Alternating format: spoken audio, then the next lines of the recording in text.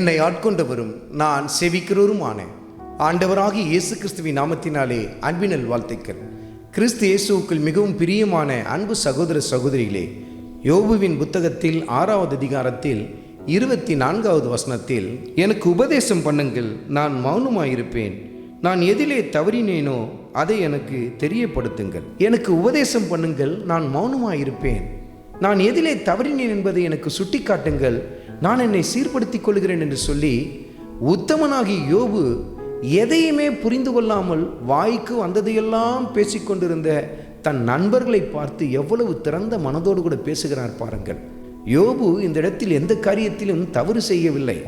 அவர் வாழ்க்கையிலே அவர் கடந்து போன இந்த கொடிதான பாதை அவர் பாவத்து நிமித்தம் ஏற்பட்ட காரியம் அல்ல, அது அவர் வாழ்க்கையில் ஏற்பட்ட விசுவாச பரீட்சை என்பதை நாம் நன்றாய் அறிந்திருக்கிறோம். ஆனாலும் அவர் திறந்த மனதோடு கூட கேட்கிறார், எனக்கு உபதேசம் பண்ணுங்க, நான் மௌனமாக இருப்பேன்.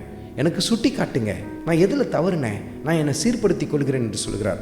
ஆனால் சற்று கவனித்து பாருங்கள், சில பேருடைய வாழ்க்கையில் நாம் பார்க்க முடியும், எல்லா விதத்திலும் அவர்களுக்குள் பாவமும் குற்றமும் நிறைந்து காணப்படும். குடும்பத்தில் சண்டை சச்சரவுகள், கூச்சல் குழப்பங்கள்னு சொன்னால் அவங்க பக்கத்தில் தான் பிரச்சனை இருக்கும். ஆனால் யாராவது ஒன்று அதை சுட்டி காட்டிட்டாங்கன்னு வச்சுக்கோங்களேன், அதை அவங்களால ஏற்றுக்கொள்ளவே முடியாது. உடன் தானே கோபத்தில் கொந்தளிக்க ஆரம்பிப்பாங்க.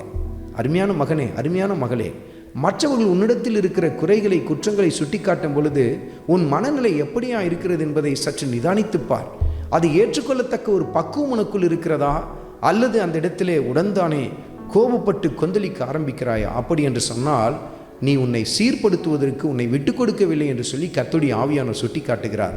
நம்மோடு கூட இருக்கிறவர்கள் நம்முடைய குறைகள் குற்றங்களை சுட்டி காட்டும் பொழுது அதை திறந்த மனதோடு கூட நாம் ஏற்றுக்கொண்டு சீர்படுத்த வேண்டியது அவசியம். பாருங்கள், அப்பொழுதுதான் எல்லா காரியங்களும் சீர்பட ஆரம்பிக்கும்.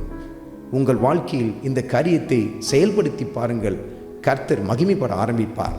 ஆண்டவராகிய இயேசு கிறிஸ்துவின் கிருபை உங்கள் அனைவரோடும் கூட இருப்பதாக. ஆமென்.